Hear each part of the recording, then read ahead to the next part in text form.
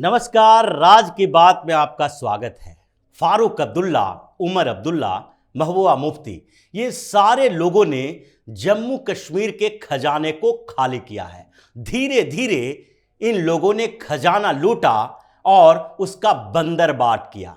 इसके साथ ही इन लोगों ने आतंकवादियों को भी पनाह दी है। इसके भी कई सबूत मिले हुए हैं। लेकिन अब इन जो साजिशों का अंत होने वाला है और फारूक अब्दुल्ला को जेल जाना पड़ेगा। महबूबा मुफ्ती भी इसके राडार पर है और जांच में जो सबूत सामने आए हैं उससे जम्मू कश्मीर की सियासत फिर से एक बार बवाल मचाने वाली हो गई है, क्योंकि इस बीच कश्मीर में चुनाव भी होना है और फारूक अब्दुल्ला के मकान पर बुलडोजर भी चलाया जाना है, क्योंकि सुप्रीम कोर्ट ने सिग्नल दे दिया है, संकेत दे दिया है, उस याचिका पर सुनवाई से इनकार कर दिया है जो फारूक अब्दुल्ला और महबूबा मुफ्ती के गुनाहों का पर्दाफाश करने वाला है। बात कर रहे हैं रोशनी एक्ट की। रोशनी एक्ट के तहत जो जमीनों का बंदरबाट हुआ था, जो सरकारी खजाने को लूटा गया था, उसमें सुप्रीम कोर्ट में सुनवाई चल रही थी। याचिका दायर की गई थी कि जिन 574 मकानों पर बुलडोजर चलाया जाना है, जिसे तोड़ा जाना है, जो अवैध कब्जा करके सरकारी जमीनों पर बनाए गए हैं, उसके खिलाफ सुप्रीम कोर्ट में सुनवाई चल रही थी। सुप्रीम कोर्ट में यह मामला इसलिए आया था क्योंकि जम्मू कश्मीर के एलजी ने एक नोटिफिकेशन जारी किया था, सर्कुलर जारी किया था, जिसमें कहा गया था कि रोशनी एक्ट अब अवैध घोषित किया जा चुका है। तो इसके तहत जो 574 प्लॉट आवंटित किए गए हैं, जिस पर मकान और दुकान, कॉमर्शियल कॉम्प्लेक्स बनाए जाने हैं, वो या तो 31 जनवरी तक खुद ब खुद तोड़ लें या फिर सरकार का बुलडोजर उस पर चलेगा। इसके खिलाफ सुप्रीम कोर्ट में याचिका दायर की गई। सुप्रीम कोर्ट ने पहले यह कहा कि इस पर अभी सरकार एक्शन न ले, ताकि अगली सुनवाई तक इंतजार किया जाना चाहिए, क्योंकि सुप्रीम कोर्ट में यह सुनवाई हो रही थी और जज साहब ने लिखित रूप में यह फैसला नहीं दिया था, बल्कि मौखिक तौर पर निर्देश जारी किया था। लेकिन फिर सुनवाई हुई और सुप्रीम कोर्ट में जब यह सुनवाई हुई तो कोर्ट ने कहा कि अवैध तरीके से जो मकान बनाई गई है सरकारी जमीनों पर कब्जा करके, उसके खिलाफ सुप्रीम कोर्ट याचिका को स्वीकार नहीं करेगी, इसे खारिज कर देगी, क्योंकि अगर इसके ऊपर सुनवाई होती है, लंबी प्रक्रिया चलेगी और उसके बाद अगर इस पर स्टे ऑर्डर लाया जाता है तो फिर श्रीनगर से जम्मू तक जितने भी अवैध रूप से सरकारी जमीनों पर कब्जा किया हुआ है, उन सब का मनोबल बढ़ जाएगा, उन्हें फायदा मिलेगा और इंक्रोचमेंट जो साल दर साल धीरे धीरे बढ़ता जा रहा है, जिसमें सरकारी अधिकारी और नेता भी शामिल हैं, उन लोगों को राहत मिल जाएगी और यह कानून के साथ खिलवाड़ हो सकता है। इसलिए इस याचिका को खारिज कर दिया गया और अब इसके ऊपर बुलडोजर चलना लगभग लाजमी माना जा रहा है, क्योंकि इसमें अब्दुल्ला और महबूबा दोनों के जमीनें हैं, मकान भी हैं। सबसे पहले बात करते हैं फारूक अब्दुल्ला के उस मकान की जिसके ऊपर बुलडोजर चलाया जाना है, क्योंकि जम्मू के साजवान क्षेत्र में फारूक अब्दुल्ला का एक मकान 10 कनाल में बना हुआ है। 10 कनाल यानी कि लगभग 2 बीघे में यह मकान है। यह मकान नहीं कहा जा सकता, एक तरीके से एक फार्म हाउस है।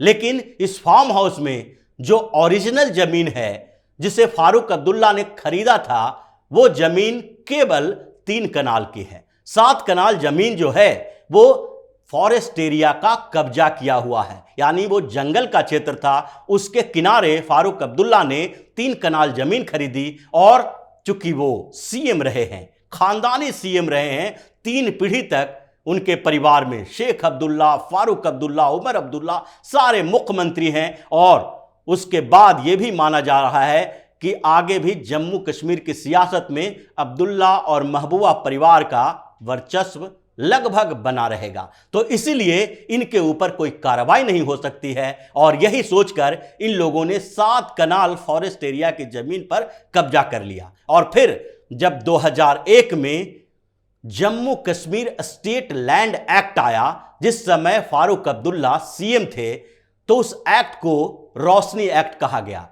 क्योंकि वो रोशनी एक्ट जो है वो उस पावर प्रोजेक्ट के लिए सरकारी स्तर पर फंडिंग जुटाने के लिए एक्ट लाया गया था कि सरकारी जमीनों को बेचकर पैसा कमाया जाना चाहिए और वो जो पैसा आएगा उससे जम्मू कश्मीर के हाइड्रो इलेक्ट्रिक पावर प्रोजेक्ट बनाया जाएगा और लोगों के घरों को रोशन किया जाएगा। इसलिए स्टेट लैंड एक्ट जो 2001 में आया, उसका नाम दिया गया रोशनी एक्ट।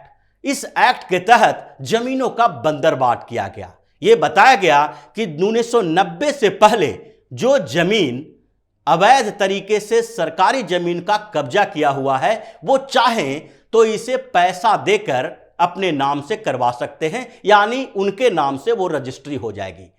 यह कारोबार चला और लंबे समय तक चला। फारूक अब्दुल्ला की सरकार में 400 से ज्यादा प्लॉट को, सरकारी प्लॉट जो थे जिस पर अवैध तरीके से कब्जा किया गया था, उसकी रजिस्ट्री करवाई गई। औने पौने दामों पर यह रजिस्ट्री हुए। श्रीनगर हाईवे पर जिन जमीनों की कीमत 2 करोड़ रुपया प्रति कैनाल हुआ करता है, यानी कि जो मार्केट वैल्यू 2 करोड़ रुपए है, उस जमीन को केवल 20 से 25 लाख रुपए में दे दिया गया।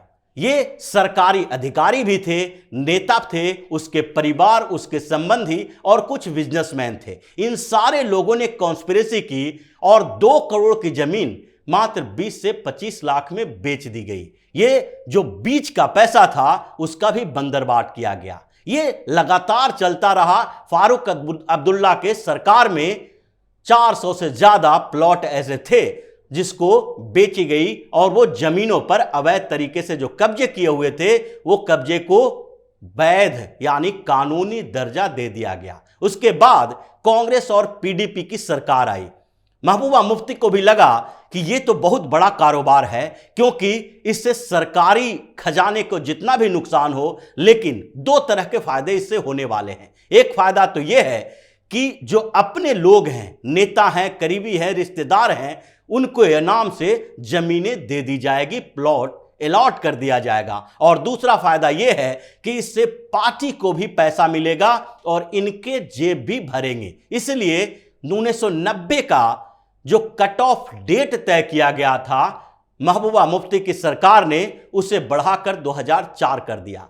इसके बाद फिर से कुछ प्लॉट बेचे गए और सरकारी खजानों का बंदरबाट किया गया। फिर इसके बाद भी जब मन नहीं भरा तो उसे बढ़ाकर 2007 कर दिया गया। यानी कि एक के बाद एक 1990 के कट ऑफ लिस्ट से धीरे धीरे बढ़ाकर 2007 करना, यानी कि 90 के बाद 17 सालों तक जिन लोगों ने जमीनों पर कब्जा किया था, क्योंकि पहले तो 90 तक जो कब्जा किए उन लोगों को जब वैध करार दे दिया गया, औने पौने दाम में ये जमीनें दे दी गई, तो उसके बाद कुछ और लोगों ने कब्जा करना शुरू किया, क्योंकि उन्हें पता था कि सरकार की जो पॉलिसी है, जो रोशनी एक्ट है, वो अभी खत्म नहीं होगा और इसलिए आगे भी सरकार से इस बात की उम्मीद की जाती है कि वो जो अवैध तरीके से कब्जा कर रहे हैं उसकी वो रजिस्ट्री करवा लेंगे, औने पौने दाम में पैसा खिलाकर, रिश्वत खिलाकर और महबूबा और अब्दुल्ला के परिवार के खजाने में पैसे डालकर। ये लगातार सिलसिला चलता रहा और उसके बाद अचानक से इस पे सीएजी की रिपोर्ट आई।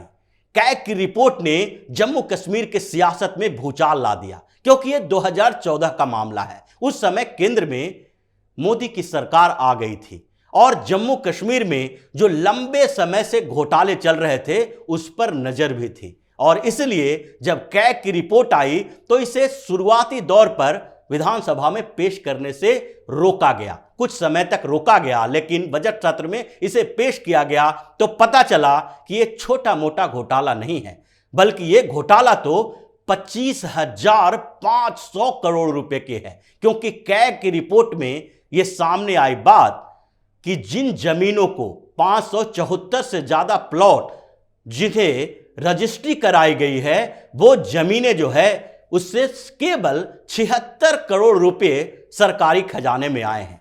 76 करोड़, ये बहुत छोटी रकम थी जो औने पौने दाम पर छोटे मोटे प्लॉट से भी आ सकती थी। लेकिन ये मामला जो चला और जब उसका मार्केट वैल्यू देखा गया, मार्केट रेट, वो भी 2006 के आधार पर, तो पता चला कि ये मार्केट वैल्यू के हिसाब से तो 25,500 करोड़ रुपए सरकारी खजाने में आना चाहिए था, जो केवल 76 करोड़ रुपए आया। फिर कैग की रिपोर्ट सामने आने के बाद 2018 में इस मामले को सीबीआई को सौंप दिया गया और सीबीआई ने इंक्वायरी करना शुरू कर दिया और फिर सारे रिपोर्ट हाई कोर्ट को भेजा गया, क्योंकि जम्मू कश्मीर हाई कोर्ट में भी यह मामला चला गया था। रोशनी एक्ट के खिलाफ जो जम्मू कश्मीर हाई कोर्ट में मामला चला, तो 2020 में हाई कोर्ट ने फैसला लिया कि यह एक्ट ही बिल्कुल असंवैधानिक है और इसे अवैध करार दे दिया गया,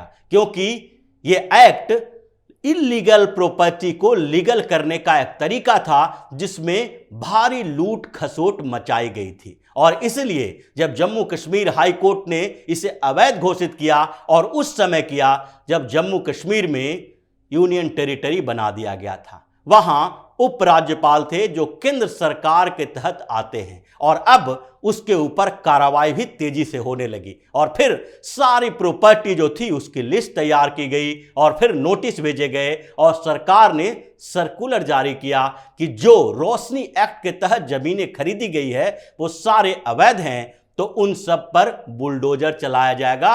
अगर आप लोग बुलडोजर से बचना चाहते हैं तो पहले ही खाली कर दें, उन प्लॉट से अवैध कब्जा हटा लें, मकानें हटा लें, दुकान को खत्म कर दें और फार्म हाउस जो बनाए हुए हैं अब्दुल्ला जैसे लोग, वो फार्म हाउस भी सरकार के हवाले कर दें। अब जम्मू कश्मीर के पूर्व सीएम फारूक अब्दुल्ला, उमर अब्दुल्ला का घर जो कि 10 कनाल में बना हुआ है, उसमें 7 कनाल अवैध घोषित हो चुके हैं, 3 कनाल बचेंगे उनके पास, लेकिन वो जमीन पर बुलडोजर चलना तय हो गया है। और जैसे ही सुप्रीम कोर्ट का फैसला आया, जम्मू कश्मीर में खलबली मच गई है, क्योंकि ये 1-2 नहीं बल्कि 574 मकान फार्म हाउस का मामला है और उन सब पर सुप्रीम कोर्ट की तरफ से ये फैसला मिल गया है कि अब इनके ऊपर बुलडोजर चलेगा। और उसी तरीके से 25,500 करोड़ के इस घोटाले में जो सीबीआई की रिपोर्ट सामने आई है और जो सीबीआई चार्जशीट दायर कर रही है, उसमें फारूक अब्दुल्ला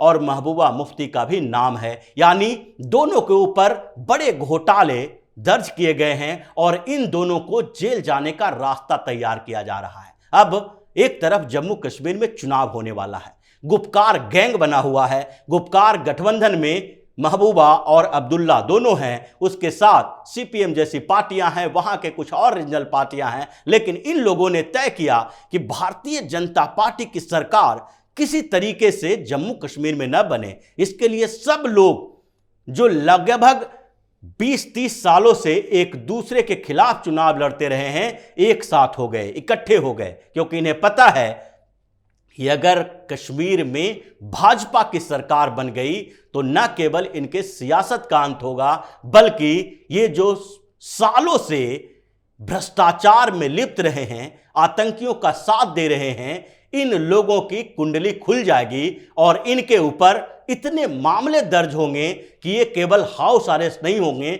बल्कि जेल के सलाखों के पीछे होंगे। लेकिन इस बीच सुप्रीम कोर्ट के इस फैसले ने इन लोगों की परेशानी बढ़ा दी है, इनके मकानों पर बुलडोजर चलने वाला है और इन्हें जेल की जाने की तैयारी भी हो रही है। तो इसी तरह की खबरों के साथ फिर से हाजिर होंगे, तब तक के लिए बने रहिए हमारे साथ और देते रहिए हमें सहयोग, ताकि इसी तरह की खबर हम आपके लिए लाते रहें।